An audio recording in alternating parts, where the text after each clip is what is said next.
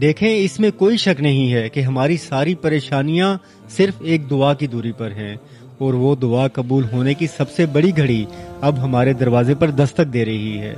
صرف 24 گھنٹے باقی ہیں جب اللہ کی رحمت ہر حد پار کر دے گی۔ حدیث مبارکہ کا مفہوم ہے کہ عرفہ کے دن اللہ زمین کے آسمان پر نزول فرماتا ہے اور فرشتوں کے سامنے اپنے بندوں پر فخر کرتا ہے۔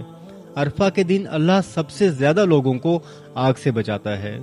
یاد رکھیں، یہ دن صرف ان کے لیے نہیں جو میدان عرفات میں ہے، بلکہ ان کے لیے بھی ہے جو اپنے گھر کے کونے میں بیٹھ کر آنسوؤں کے ساتھ اپنے رب کو اللہ کہہ کر پکاریں گے۔